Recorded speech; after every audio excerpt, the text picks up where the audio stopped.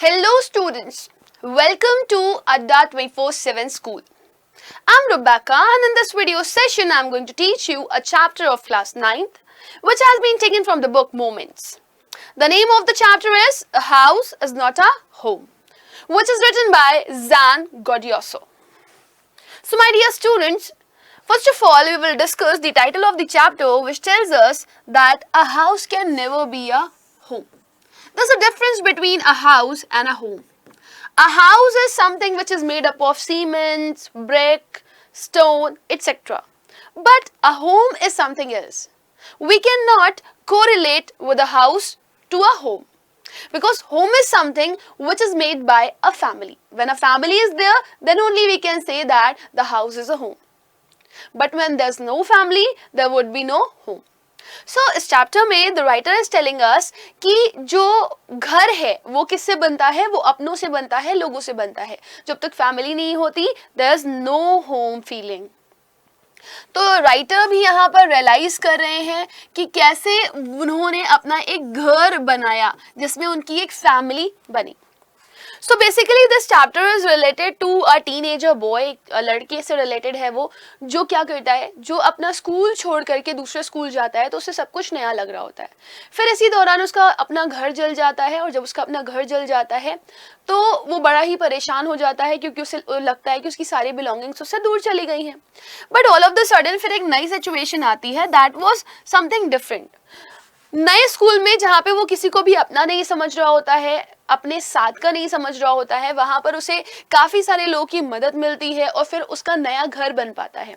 Then he was able to realise that कि हाँ, घर तभी बनता है जब उसमें एक अच्छी सोशल गैदरिंग होती है, एक अच्छे लोगों का समूह होता है, ग्रुप होता है, और तब जाकर के वो एक अच्छी फीलिंग को महसूस कर पाते हैं. सो यहाँ पर राइटर ने भी कहा कि मेरा घर घर कभी नहीं बनता अगर वहां पर नंबर ऑफ पीपल का सपोर्ट नहीं होता. So my dear students, in this video session we people are going to learn the whole explanation of the chapter and we will learn all the hard words which will come in between. And let me tell you one more thing is that I have divided this chapter in two parts, part first and part second. So in this video we are covering part first of this chapter. So let us begin. The story reflects the challenges of being a teenager and the problem of growing up. How does the author overcome his problems? So यहाँ पर हमको क्या बताया जा रहा है कि इस कहानी में हमें ये देखने के लिए मिलेगा कि कैसे एक टीन एजर बॉय की जिंदगी में बहुत सारे चैलेंजेस आते हैं, बहुत सारी डिफिकल्टीज आती हैं और फिर वो उन डिफिकल्टीज को कैसे ओवरकम करता है, कैसे वो उन डिफिकल्टीज के साथ बढ़ता है, बड़ा होता है और फिर साथ ही साथ में उसे ओवरकम कैसे करता है. ओवरकम मतलब उसे खत्म कैसे करता है.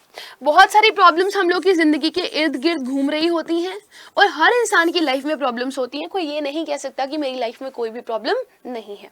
Just similar to the persons which belongs to us, there is a writer also, and writer says that he also has a lot of problems when he was a teenager. Right तो जब वो teenager थे उनकी जिंदगी में बहुत सारी परेशानियां थी, लेकिन उन्होंने उस परेशानियों में अपने आप को ग्रो अप किया, उन्होंने बहुत सारे लोगों का सपोर्ट मिला और फिर उन्होंने अपनी उन प्रॉब्लम से निकलने का जरिया भी ढूंढ लिया. सो स्टोरी में हम लोग यही पढ़ेंगे कि कैसे ऑथर की लाइफ में प्रॉब्लम्स आई, वो बढ़ती गई और फिर उन्होंने कैसे उस प्रॉब्लम का सोल्यूशन ढूंढा. So first of all the story begins from here. My first year of high school felt awkward. My first year of high school felt awkward. Awkward refers to the strange. तो जो पहला साल था उनके high school का, वो कहते हैं कि वो बड़ा ही अजीबोगरीब था. After leaving junior high school at the head of my class, with all the seniority the upper grade levels could afford me, it felt strange starting over as a freshman. Freshman means first year. Actually अभी तक जब writer ने first to class 8th तक की पढ़ाई करी थी, right तो उन्होंने क्या बोला कि अभी जो पिछला वाला स्कूल छोड़ रहे थे वो स्कूल में सबसे सीनियर थे, सो दैट मीन्स वो क्लास 8th में रहे होंगे, राइट तो अभी वो सीनियरिटी ही महसूस करते थे. कोई भी ऐसा पर्सन नहीं था जो उनको डोमिनेट कर सकता क्योंकि वो सबसे ज्यादा सीनियर थे, सबसे अपर क्लास में थे, सबसे अपर ग्रेड में थे. But he is saying that कि जब वो हाई स्कूल में गए और जब उनके हाई स्कूल का पहला साल था, the 2 years in high school 9th and 10th, so when he was a freshman, that means उनका जब फर्स्ट ईयर था हाई स्कूल का, when he was in class 9th, तो वो कहते हैं कि उनके लिए जो फीलिंग्स थी दूसरे स्कूल में जाने वाली वो बहुत ही स्ट्रेंज थी, क्योंकि मैं वहाँ पर नया था, मैं वहाँ पर एक फ्रेशमैन की तरह गया था, मैं वहाँ पर अपना फर्स्ट ईयर परस्यू कर रहा था, and that was different because आपने कभी भी देखा होगा जो जूनियर्स होते हैं किसी भी जगह के, उनकी रैगिंग्स होती है, उन्हें डोमिनेट किया जाता है और अलग अलग तरीके से उनको टॉर्चर किया जाता है. सो यहाँ पर उनको बड़ा ही अजीब लगता था जब वो हाई स्कूल में दूसरे स्कूल में शिफ्ट हुए और उनका पहला साल था. तो the school was twice as big as my old school. फिर राइटर कहते हैं कि जो मेरा पुराना स्कूल था उस स्कूल से दुगना बड़ा था मेरा ये वाला school. And to make matters worse, my closest friends were sent to a different high school. I felt very isolated. और सबसे अजीबोगरीब बात राइटर के लिए ये थी कि उनके जितने भी दोस्त थे, जितने भी साथी थे, वो दूसरे स्कूल्स में शिफ्ट हो गए थे और वो यहाँ पर आ गए थे. और यहाँ पर वो अकेले थे, उनका कोई भी दोस्त नहीं था, कोई भी साथी नहीं था, इसीलिए वो आइसोलेटेड फील करते थे. Here isolated refers to alone. He was all alone. He has no friend at all.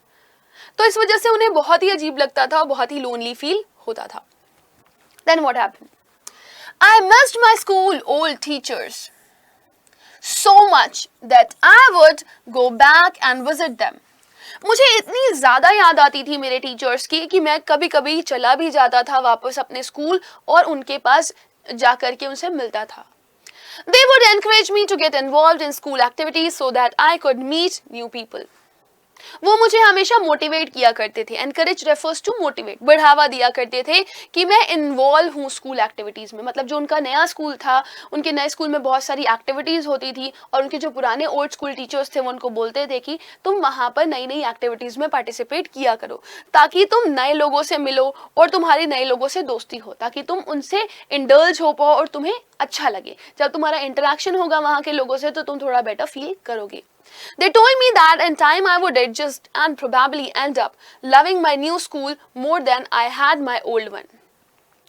फिर वो कहते हैं कि मेरे टीचर्स मुझे और भी चीज़ें समझाते थे. वो मुझे कहते थे कि अगर मान भी लो आप एडजस्ट हो जाते हो अपने नए स्कूल में और आपको अपना नया स्कूल अच्छा लगने लगता है, वहाँ के लोग अच्छे लगने लगते हैं, उनसे आपका इंटरेक्शन अच्छा हो जाता है, तो भी आप ये मत सोचना कि आप पुराने स्कूल नहीं आ सकते हो. तब भी आपका पुराना स्कूल आपका पुराना ही स्कूल रहेगा और आप वहाँ पर आ करके अपने पुराने टीचर्स से मिल सकते हो. इन शॉर्ट, जो राइटर थे उनको उनके टीचर्स समझाते थे कि देखो तुम्हारे अगर नए स्कूल में नए दोस्त भी बन जाते हैं तो इसका मतलब ये नहीं है कि तुम्हारा पुराना स्कूल तुम्हें याद करना बंद कर देगा. तुम्हारा पुराना स्कूल तब भी तुमको बुलाएगा और तब भी तुम वहां पर विजिट कर सकते हो. They made me promise that when that happened I would still come by and visit them from time to time. वो उनको अक्सर ये समझाते रहते थे कि अगर ऐसा हो भी गया तो आप मुझसे प्रॉमिस करो ये चीज़ कि आप तभी भी मेरे से मिलने आते रहोगे टाइम बाय टाइम, यानी कि जैसे जैसे समय होगा वैसे तुम्हें जब भी टाइम मिलेगा तब. I understood the psychology in what they were saying, but I took some comfort in it nonetheless. फिर जो ऑथर हैं वो कहते हैं कि मुझे समझ में आ रहा था कि उनकी साइकोलॉजी क्या थी, वो क्या कहना चाहते थे, उनका कहने का मतलब क्या था, लेकिन फिर भी मैंने किसी तरीके से कंफर्ट लेना शुरू किया. ऑल्दो उन्हें बिल्कुल भी कंफर्ट नहीं आ रहा था इस बात में, लेकिन फिर भी वो अपने आप को थोड़ा सा कंफर्टेबल करते हैं. अब इसका मतलब क्या है वो मैं आपको समझा देती हूँ. इनके जो टीचर्स थे, ओल्ड स्कूल के टीचर्स, वो ये चाहते थे कि जो राइटर हैं वो अपने नए स्कूल के लोगों से घुल मिल जाएं और नए लोगों के साथ इंटरैक्ट करें, क्योंकि बहुत इम्पॉर्टेंट होता है जब आप किसी और जगह पे जाते हो तो आपके पास दूसरी जगह जाने का टाइम कम होता है. तो जिन लोगों के बीच में आप रहते हो तो आपसे उनका social interaction is very very necessary, right. तो यहाँ पर उनके टीचर्स उन्हें जो बोल रहे हैं कि तुम अपने नए लोगों से मिलो, उनसे इंटरैक्ट करो, उनसे बातचीत करो और हमको भूलना मत, हमारे पास आते रहना, क्योंकि अगर तुम्हारी नई दोस्ती हो भी जाती है तब भी हम लोग तुम्हारे लिए वैसे ही रहेंगे जैसे आज हैं. तो मैं इस साइकोलॉजी को समझ रहा था मेरे टीचर्स की वो मुझसे कहना क्या चाहते हैं. वो मुझसे सिंपल ये कहना चाहते थे कि मैं आगे की ज़िंदगी को देखूं, आगे लोगों में इंटरैक्ट करूं, क्योंकि अब आने वाले समय में मुझे उन्हीं के साथ ही रहना है. सो इन्होंने यहाँ पर कंफर्ट अपने आप को शो करने की कोशिश करी, but actually he was not comfortable. One Sunday afternoon, not long after I had started high school, I was sitting at home at our dining room table doing homework. अब फिर writer एक किस्सा बताते हैं. कहते हैं संडे दोपहर को हम लोग ने बहुत ज़्यादा समय नहीं हुआ था जब मैंने स्टार्ट किया था हाई स्कूल के लिए। I was sitting at home, मैं घर पे बैठा हुआ था and it was a dining room table, यानी कि मेरे घर की जो डाइनिंग रूम थी उसकी टेबल पर ही मैं बैठ करके अपना होमवर्क कर रहा था। It was cold and windy fall day. Windy fall day that means कि ऑटम का दिन था, ऑटम के डेज चल रहे थे, तो बहुत ही ज़्यादा ठंडी ठंडी हवाएं चल रही थी और मौसम ऐसा हो रहा था कि बहुत तेज तेज आंधी आ रही थी। And we had a fire going in a fireplace. Fireplace मतलब जहाँ पे आग जलाने वाली जगह होती है ना, आपने देखा होगा जो भी ठंड जगहें होती हैं वहाँ पे एक फायर प्लेस वाली जगह होती है जहाँ पे लोग आग जलाते हैं, राइट। तो ये कह रहे हैं यहाँ पे ऑथर की जो फायर प्लेस थी वहां पर हम लोगों ने क्या लगा के रखी हुई थी, फायर जला करके रखी हुई थी। As usual, my red tabby cat was lying on the top of my papers, purring loudly and occasionally sweating at my pen for entertainment's sake. अब क्योंकि मैं पढ़ रहा था डाइनिंग टेबल पर, तो हमेशा की तरह मेरी जो कैट थी, जिस तरह का उसका बिहेवियर होता था वो वही कर रही थी। मेरे जितने भी पेपर्स थे, यानी कि जो भी चीज़ें मेरी वहाँ पे नोट्स इकट्ठा थे, उनके ऊपर जा करके मेरी कैट बैठ गई थी। And the cat was purring. Purring का मतलब क्या है, वो एक साउंड प्रोड्यूस कर रही थी, म्याऊं म्याऊं करके। एंड फिर वो क्या करती है, वो स्वैट करती रहती है, मतलब बीच बीच में अपना पंजा मारती रहती है मेरे पेन पर। और ये वो इसलिए करती है क्योंकि उसे मजा आ रहा है ये सब करने में, जस्ट फॉर एंटरटेनमेंट। तो राइटर यहाँ पर बता रहे हैं कि एक संडे आफ्टरनून को किस तरह की कंडीशन में वो बैठे हुए थे और क्या क्या चीजें हो रही थी। Then he says, she was never far from me. अब वो बताते हैं मेरी जो कैट है वो बहुत ही लविंग है, वो मुझसे कभी दूर नहीं रही, वो हमेशा मेरे पास ही रही है। I had rescued her when she was a kitten and somehow she knew that I was the one responsible for giving her the good life. The good life मतलब एक अच्छी जिंदगी अगर कोई दे सकता है उसको तो वो ऑथर ही दे सकते हैं। क्यों ऑथर एक अच्छी जिंदगी दे सकते हैं इस कैट को? क्योंकि जब ये कैट छोटी सी थी, एक छोटी सी बिल्ली थी, बहुत नन्ही सी थी, तब ये इधर उधर मारी मारी फिर रही थी, तो जो ऑथर थे उन्होंने इसको बचाया था। बहुत कमजोर थी वो उस टाइम पे, वो बहुत ही छोटी सी थी। तो ऑथर ये जानते थे कि ये जो कैट है वो कभी उनसे दूर नहीं रह सकती, और इस कैट को भी पता था कि ये जो पर्सन है, जो ऑथर है, वही एक रिस्पॉन्सिबल पर्सन है जो उनकी रिस्पॉन्सिबिलिटी ले सकते हैं और उनका अच्छे से फोस्टरिंग कर सकते हैं। तो इस कैट की अगर एक प्रॉपर फोस्टरिंग हो सकती थी इसके हिसाब से, तो वो कहाँ हो सकती थी? ऑथर के घर पे, क्योंकि ऑथर ने इसको बहुत प्यार से पाला था। My mother kept stoking. Stoking means feeding the fire. आग जल रही होती है ना, तो आग को बढ़ाना होता है कि आग जलती रहे, खत्म ना हो, एक्सटिंग्विश ना हो। तो उसमें आप क्या करते हो? स्टोक करते हो, मतलब लकड़ियों को हिलाते रहते हो, कोयला डालते रहते हो ताकि आग जलती रहे। सो जो मदर थी ऑथर की, वो क्या कर रही थी? She was stoking the fire, continuously fire को बढ़ा रही थी। To keep the house nice and warm, ताकि जो घर है उसके जो आसपास का एनवायरनमेंट है वो कोजी रहे, कंफर्टेबल रहे, गर्म रहे। ठंड बहुत ज़्यादा थी तो गर्म रखने के लिए वो उसे कंफर्टेबल करवाना चाह रही थी, और वैसा हो भी रहा था क्योंकि आग जल रही थी तो everything was comfortable. Suddenly I smelled something strange and then noticed it. अचानक से क्या होता है ऑथर के साथ? ऑथर कुछ स्मेल करते हैं जो कि बहुत ही अजीब होता है, और फिर ऑथर नोटिस करते हैं smoke pouring it through the seams of the ceiling. The smoke began to fill in the room so quickly that we could barely see. Barely means hardly, मुश्किल से ही। तो ऑथर बताते हैं कि जब ये सारी चीज़ें हो रही थी, मुझे गरम गरम लग रहा था मेरा रूम, मेरा घर कोजी लग रहा था, तो उसी दौरान मुझे कुछ अजीब सी स्मेल आई, और जब मैंने नोटिस किया तो मेरे घर की जो सीलिंग थी, सीलिंग का मतलब क्या है? छत वाला जो पोर्शन था, उसमें से बहुत ज़्यादा धुआं निकल रहा था। और फिर बहुत ज़्यादा टाइम नहीं हुआ था कि वो पूरा धुआं जो था वो मेरे घर में इनगल्फ होने लगा, घुटने लगा, और फिर हम लोग को कुछ भी दिखाई देना बंद हो गया। क्यों दिखाई देना बंद हो गया? क्योंकि जो स्मोक था that was black in colour, और जब धुंधला जाती है आसपास की सारी चीज़ें तो कोई भी चीज़ प्रॉपर्ली विजिबल नहीं होती। Groping away, groping away means to search blindly, मतलब अब उस अंधधुंध में जहाँ पे हमें कुछ दिखाई नहीं दे रहा था, हम लोग इधर उधर मूव करके अपना रास्ता ढूंढ रहे थे। So groping a way to the front door, हम लोग अपना रास्ता ढूंढते ढूंढते कहाँ निकल गए? फ्रंट डोर की तरफ। We all ran out into the front yard, और हम लोग अपने मेन डोर से निकल करके जो पहला वाला यार्ड था, जो पहला वाला आंगन था फ्रंट डोर के पास वाला, वहां निकल आए। By the time we made our way outside, the whole roof was engulfed in flames and it was spreading quickly. जिस समय हम लोग अपना रास्ता ढूंढ करके जो आगे वाला आंगन था उसकी तरफ बढ़ रहे थे, तब हम लोगों ने क्या देखा, जो धुआं था वो पूरी तरीके से एनगल्फ कर चुका था हमारी रूफ को। एनगल्फ का मतलब क्या होता है, फिल्ड, भर गया था, घुट जाना, धुआं घुटता है ना, उसको बोलते हो आप एनगल्फ। पूरी तरीके से घुट चुका था धुआं और पूरी जगह लपटें उठने लगी थी, आग लगने लगी थी और आग बहुत तेजी से बढ़ रही थी, just like this. I ran to the neighbors to call the fire department. मैं जल्दी से इधर उधर अपने पड़ोसियों के पास भागा ताकि मैं कॉल कर सकूं फायर डिपार्टमेंट को, कि फायर डिपार्टमेंट वाले आए और आकर के मेरे घर में जो चीजें हैं उनको स्टेबल कर सकें। While I watched my mother run back into the house.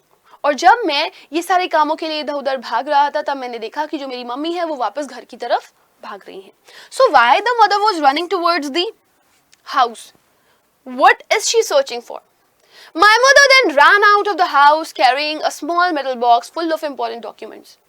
फिर मैं क्या देखता हूँ कि मेरी मम्मी अंदर से वापस आ रही हैं और उनके हाथ में एक बॉक्स है जो कि मेटल का है और उस मेटल के बॉक्स में बहुत सारे इंपॉर्टेंट डॉक्यूमेंट्स हैं। She dropped the case on the lawn and in a crazed state ran back into the house. I knew what she was after. So फिर वो कहते हैं कि फिर मैंने क्या देखा कि मेरी जो मदर थी उन्होंने वो मेटल बैग बॉक्स आकर के बाहर निकाल दिया, लॉन में डाल दिया और वो एकदम जैसे पागल सी हो रखी थी, पागलों की तरह वो भाग रही थी और फिर वो वापस भाग करके कहाँ चली गई, अंदर। और मैं समझ पा रहा था कि मेरी मदर आखिर अब क्या करने वाली है। एक्चुअली उनकी जो मदर थी वो सारे इंपॉर्टेंट चीजें, घर तो जल रहा था, अब घर जलता तो घर के साथ साथ बहुत सारी चीजें भी जल जाती, सारी इंपॉर्टेंट चीजें, सारी यूजफुल चीजें सब उनकी जल जाती। तो इस वजह से जो उनकी मदर थी वो सारी इंपॉर्टेंट चीजें जो थी, जो जो एक्चुअली में बहुत जरूरी थी, तो वो उठा उठा करके वो ला रही थी। अब फिर यहाँ पर ऑथर बताते हैं कि जो सबसे इंपॉर्टेंट चीज थी वो क्या थी। My father had died when I was young. Author कहते हैं कि जब मैं जुवान था, जब मैं एक लड़का था, तभी मेरे फादर की डेथ हो गई थी। And I was certain that she was not going to let his pictures and letters go up in the flames. और ऑथर की मदर के पास उनके फादर की याद के तौर पर सिर्फ और सिर्फ फोटोग्राफ्स ही थे उनके। और ऑथर कहते हैं कि मुझे पता था कि मेरी मदर उस याद को कभी भी जाने नहीं देंगी, वो कभी भी उस याद को आग में जलने नहीं देंगी। They were the only things that she had to remember him by. क्योंकि यही वो चीजें थी जो इकलौती याद थी मेरे फादर की मेरी मदर के लिए। Still I screamed at her, Mom, no! लेकिन तब पर भी जो ऑथर हैं वो जान रहे थे कि जो हालात हैं वो बहुत ही ज़्यादा ख़राब हो रखे हैं, उनकी मदर को बहुत ज़्यादा हार्म भी हो सकता है। इसी वजह से वो ज़ोर ज़ोर से चिल्ला रहे थे कि मम्मी नहीं नहीं, आप प्लीज़ ऐसा मत करो, घर की तरफ मत भागो, आग जल रही है, वहाँ पे जाने की ज़रूरत नहीं है। I was about to run after her. फिर ऑथर बताते हैं कि मैं उनके पीछे पीछे ही भागने वाला था। When I felt a large hand hold me back. तब मैंने क्या नोटिस किया, पीछे से एक हाथ आया, उसने मुझे पकड़ लिया, just like that. It was a fireman. जिस पर्सन ने मेरा हाथ पकड़ा था वो कोई और नहीं बल्कि फायरमैन था। फायरमैन जिनको उन्होंने कॉल किया था अपने नेबर्स के घर से। I hadn't even noticed that the street had already filled with fire trucks. मैंने तो इस पूरे हालात में जो कि इतना हौच पौच हो रखा था, इतना हेल्टर स्केल्टर हो रखा था कि उन दौरान मुझे कुछ समझ ही में नहीं आया कि आखिर मेरे यहाँ पर हो क्या रहा है। और उतनी ही देर में फायर ट्रक्स कब आ गए, फायर एक्सटिंग्विशर्स कब आ गए, मुझे पता ही नहीं चला। तो ऑथर यहाँ पर ये समझाना चाहते हैं कि इतनी ज़्यादा उथल पुथल थी कि उस दौरान मुझे कुछ भी समझ में नहीं आ रहा था कि क्या हो रहा है। तो मैं ये भी नोटिस नहीं कर पाया कि कब फायरमैन जाकर के वहाँ पर खड़े हो गए। I was trying to free myself from his grasp, yelling, "You don't understand, my mother's in there." मैं जोर जोर से उनके ऊपर चिल्ला रहा था, अपने हाथ को छुड़ाने की कोशिश कर रहा था कि तुम लोग समझ नहीं रहे हो, मेरी मदर अंदर है, मुझे वहां पे जाना है और उनको कुछ हो गया तो मैं नहीं सर्वाइव कर सकता। He held on to me while other firefighters ran into the house.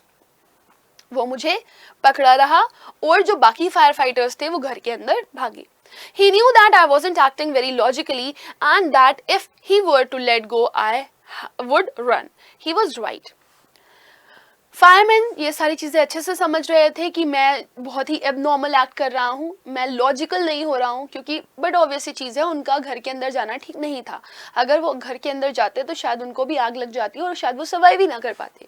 तो ये चीज़ फायरमैन को अच्छे से पता थी और ऑथर कहते हैं कि ये चीज़ मुझे अब समझ में आ रही है कि मैं उस टाइम पे उतना लॉजिकली बिहेव नहीं कर रहा था। शायद मैं अगर अंदर जाता या फिर अगर वो लोग मुझे जाने देते, मैं ज़रूर अंदर की तरफ भागता। तो वो लोग सही थे या वो फायरमैन सही था जो मेरा हाथ पकड़ रहा था, मुझे जाने नहीं दे रहा था। It's all right, they'll get her, he said.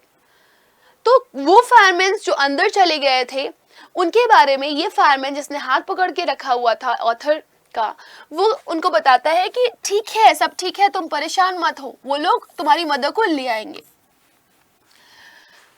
अब आप समझ सकते हो एक बच्चा जो कि अपनी माँ को देख रहा है कि वो एक घर है जिसमें आग लगी हुई है और वो उस घर के अंदर की तरफ भाग रही है। He wrapped a blanket around me and sat me down in a car. Soon after that, a fireman emerged from our house with my mom in tow. अब wrapped a blanket का क्या मतलब है? जब भी कहीं पे आग लग जाती है, so this is for security purpose, कि किसी भी तरह का कोई अगर इफेक्ट आया हो फायर का तो वो खत्म हो जाए, इसलिए आपको ब्लैंकेट उड़ाया जाता है।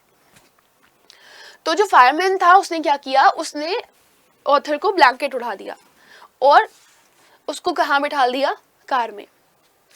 और उसके बाद एक फायरमैन उनकी मदर को बाहर लेकर के आया। He quickly took her over to the truck and put an oxygen mask on her. और जब वो उनको उठा करके ला रहा था तो उसने फटाफट उनको उठा करके कहाँ रख दिया, उस ट्रक में रख दिया जहां पर ऑक्सीजन मास्क था। अब ये क्यों किया गया वो मैं आपको बता देती हूँ। जब कहीं पे आग लगती है तो वहां पर ऑक्सीजन की कमी हो जाती है, जिससे इंसान को ब्रीद करने में इशू आता है और इसीलिए उसे एक अर्जेंट ऑक्सीजन की जरूरत पड़ती है। सो इसी वजह से ऑथर की जो मदर थी उनको फायर ट्रक में ले जाया गया था और उनको फौरन ऑक्सीजन मास्क पहना दिया गया था। और ऑथर ने क्या किया, आई रैन ओवर एंड हग्ड हर, मैं तेजी से भागा और मैं जाकर के उनको हग कर लिया, यानी कि मैंने उनको गले लग लिया। All those time I ever argued with her and hated her vanished at the thought of losing her. Vanished का मतलब है to go away. अब ऑथर को वो सारी चीज़ें याद आती हैं कि जो भी चीज़ें थी, मतलब उनके अभी तक के जो भी आर्ग्यूमेंट्स थे जो उनकी मदर से होते थे या कुछ बात पे जो ऑथर उनको पसंद नहीं करते थे, उन्हें हेट करते थे कुछ चीज़ों को लेकर के, तो वो सारी चीज़ें कहीं गायब हो गई थी। उनको बस दिमाग में एक ही थॉट आ रहा था कि कहीं ऐसा ना हो कि वो अपनी मदर को खो दें, और इसी वजह से वो जाकर के अपनी मदर को ज़ोर से हक करते हैं कि ना माँ माँ माँ, मैं आपको नहीं छोड़ सकता। तो जब ऐसी परिस्थिति होती है जो बहुत ही स्ट्रेंज होती है, जहाँ पे आपको लगता है कि आप किसी को खोने वाले हो, तो आपके दिमाग से सारी बुराइयाँ हट जाती हैं और फिर आप उसको हक कर लेते हो पर्सन को। She is going to be okay, said the fireman. तो फायरमैन ने उसे कहा ठीक है, परेशान मत हो, तुम्हारी मदर ठीक हो जाएंगी, टेंशन मत लो। She just inhaled a little smoke. उन्होंने बस थोड़ा सा धुआं अंदर ले लिया है। And then he ran back to fight the fire while my mother and I sat there dazed. जब ऑथर और उनकी मदर वहां पर बैठे हुए थे फायर ट्रक के अंदर, उस दौरान ये जो फायरमैन थे वो क्या कर रहे थे, वो जाकर के आग बुझा रहे थे। I remember watching my house burn down and thinking that there was nothing I could do about it. अब ऑथर क्या नोटिस कर रहे थे, ऑथर नोटिस कर रहे थे कि उनके आसपास सारी चीज़ें क्या हो रखी हैं। उनका जो घर है वो पूरी तरीके से जल रहा है और जल करके वो खत्म हो रहा है धीरे धीरे, और वो कुछ नहीं कर सकते। 5 hours later, यानी कि 5 घंटे बाद, The fire was finally out. पूरी तरीके से आग बुझ गई थी। Our house was almost completely burned down. उनका जो घर था वो काफी हद तक जल चुका था। But then it struck me, I hadn't seen my cat. फिर अचानक से उनके दिमाग में एक थॉट आता है, क्या, अरे नहीं, मैंने अपनी कैट को बहुत टाइम से नहीं देखा। Where is she? Where was my cat? मेरी कैट कहाँ थी? Much to my horror, I realized that she was nowhere to be found. अब मुझे बहुत ही डर लग रहा था क्योंकि मुझे मेरी बिल्ली, मेरी कैट कहीं पे भी नहीं मिल रही थी। Then all at once it hit me, the new school, the fire, my cat, I broke down in tears and cried and cried. I was suffering loss big time.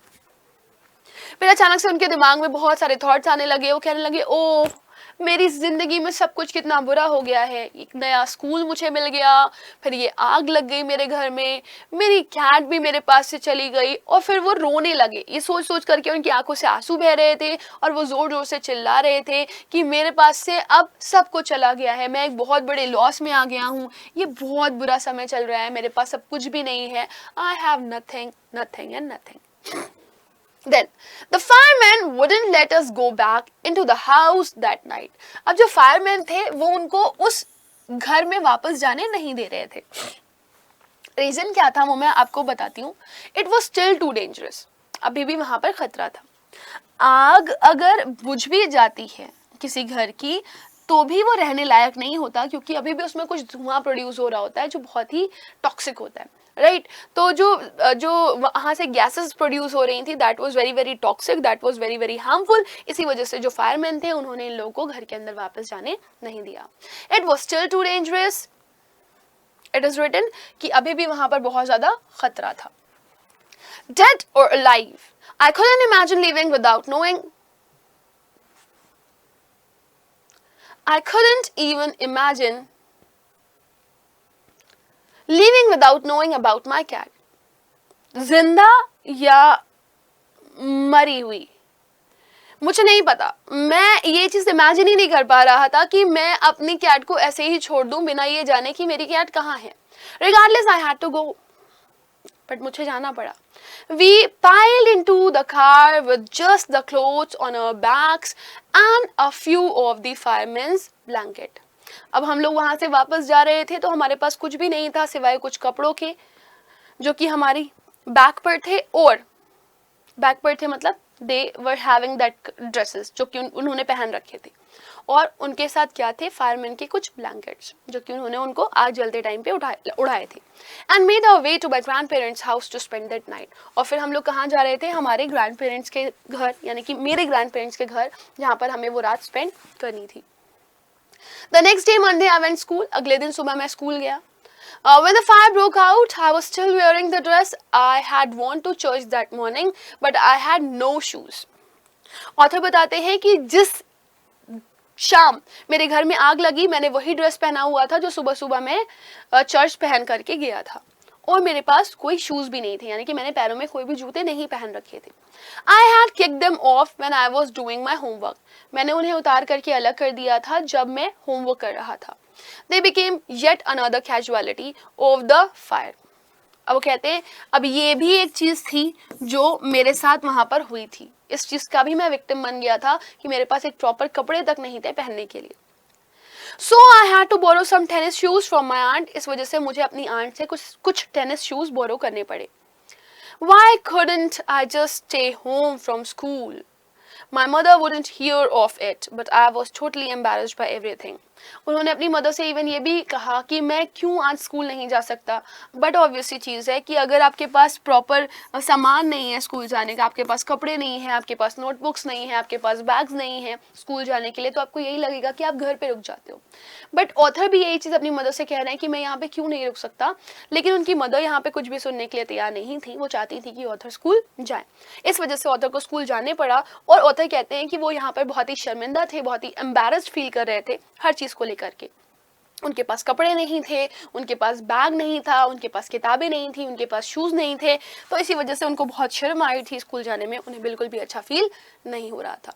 The clothes I was wearing look weird. जो कपड़े मैंने पहन रखे थे वो बहुत ही अजीबोगरीब थे। आई हैड नो बुक्स और होमवर्क। मेरे पास किसी भी तरह की कोई भी किताब नहीं थी, ना मेरे पास कोई होमवर्क करने के लिए था। And my backpack was gone. मेरा जो बैग था वो उसी आग में जल गया था। I had my life in that backpack. उस बैकपैक में ही मेरी पूरी जिंदगी थी, बट अब वो मेरे पास नहीं है। The more I tried to fit in the worse it got. जितना मैं कोशिश कर रहा था नॉर्मल होने का, और चीजें वर्स्ट हो रही थी। Was I destined to be an outcast and a Greek all my life? अब यहाँ पर ऑथर के दिमाग में एक बहुत ही अनप्लीजेंट सा थॉट आ रहा है। Where he said destined का मतलब क्या होता है? When something is planned for your future, जो कि आपकी जिंदगी में लिखा है, आपकी किस्मत में लिखा है होना। Then it is outcast. Outcast का मतलब जब आपको कोई socially accept नहीं करता, आप एक outsider की तरह ट्रीट किए जाते हो। ग्रीक का मतलब होता है an unfashionable person.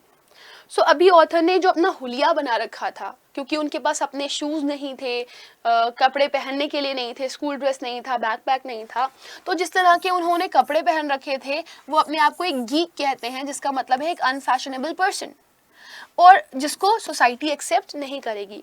तो अब उनके दिमाग में एक बहुत अनप्लीजेंट सा थॉट क्या आ रहा है कि अब क्या सारी ज़िंदगी में ऐसे ही रहूँगा? क्या यही मेरी किस्मत में लिखा हुआ है कि मैं एक अनफैशनेबल पर्सन रहूँगा, जिसके पास कभी कुछ नहीं होगा, जिसे कभी सोसाइटी एक्सेप्ट नहीं करेगी? और ये सोच सोच करके उनको बहुत ही ज़्यादा दुख हो रहा है। That's what it felt like. I didn't want to grow up, change or have to handle life if it was going to be this way. तो अब उनके दिमाग में जो थॉट्स आ रहे हैं वो बहुत नेगेटिव हैं। वो कह रहे हैं कि मुझे बिल्कुल भी ये सारी चीज़ें पसंद नहीं आ रही थी कि मैं इसी तरीके से बड़ा होने वाला हूँ, जिसके पास कभी ज़िंदगी में कुछ नहीं रहेगा, वो एकदम ऐसी लाइफ जिएगा जो गरीबों वाली ज़िंदगी होती है। ओ मैं कैसे हैंडल करूँगा इस पूरी चीज़ को, अपनी पूरी ज़िंदगी? ओ मुझे बड़ा नहीं होना, मैं बड़ा नहीं होना चाहता, काश ये ज़िंदगी यहीं पर रुक जाए, काश सब कुछ एंड हो जाए। I just wanted to curl up and die. अब ऑथर कहते हैं कि मैं बस अपने आप को समेट देना चाहता था, खत्म करना चाहता था। I just want to end my life, I just want to die. So ऐसे बहुत सारे हालात आते हैं जब हमारी लाइफ में बहुत सारी प्रॉब्लम्स आती हैं, और उन प्रॉब्लम्स में हम जब छोटे होते हैं, जब टीनेजर्स होते हैं, तो हमें लगता है कि चलो सुसाइड कर लेते हैं क्योंकि अब सब कुछ खत्म हो गया है, अब कुछ भी नहीं बचा। बट ऑथर यहाँ पे एक तरीके से आपको समझाना भी चाह रहे हैं कि हर चीज़ यहीं पर ख़त्म नहीं हो जाती। अगर आपकी ज़िंदगी में कोई परेशानी आ रही है तो उसका मतलब ये नहीं है कि you will and up yourself, because this is not something which is the solution. I walked around school like a zombie. मैं पूरे स्कूल में घूम रहा था एक ज़ॉम्बी की तरह। अब why he is comparing himself as a zombie? Because zombie is a person who's dull and apathetic. यानी कि एक ऐसा पर्सन जो बहुत ही बोरिंग सा दिखाई दे रहा हो, बहुत ही डल दिखाई दे रहा हो, जिसके अंदर कोई एंथुसियाज्म नहीं हो, कोई हैप्पीनेस नहीं हो, अजीबोगरीब सा दिख रहा हो, जैसे कि आपको वो पर्सन दिख रहा है। ना कपड़े हैं पहनने के लिए, शक्ल पे सैडनेस है, दुखी बेचारा सा लग रहा है। तो वो अपने आप को एक ज़ॉम्बी से कंपेयर करते हैं। वो कहते हैं कि मैं पूरे दिन स्कूल में इस तरीके से घूमता रहा जैसे कि एक ज़ॉम्बी घूमता है। Everything felt surreal. Surreal का मतलब है strange. उनको हर कुछ बहुत ही अजीब लग रहा था। जब हमारे साथ कुछ अच्छा नहीं होता, हमारे थॉट्स में चीज़ें अच्छी नहीं लग रही होती, तो हमें सब कुछ अजीबोगरीब लगता है। And I wasn't sure what was going to happen. मुझे ये भी नहीं पता था कि क्या होने वाला है। All the security I had known from my old school, my friends, my house and my cat had all been wiped away. Ripped away, ripped away का मतलब है टॉर्न अबाउट या फिर टॉर्न अपार्ट। कोई चीज़ आपसे दूर चली जाती है। तो उनके दिमाग में बस कुछ ही थॉट्स चल रहे थे, क्योंकि वो अपने नए स्कूल में थे और वो मिंगल नहीं हो पाए थे लोगों से। तो उनको लग रहा था कि मेरे पास जो भी चीज़ें थी, जो भी मेरी धरोहर थी, जो भी मेरी सिक्योरिटी थी, अब वो जा चुकी है।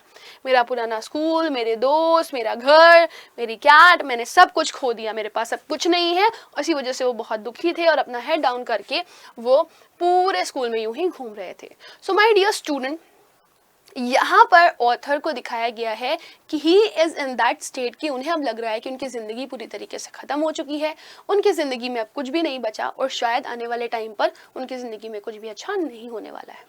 So with this we have come to the end of the session. I hope student कि आपको जो चैप्टर है वो अच्छे से क्लियर हो गया होगा। And if you really like this session, do not forget to like and share it.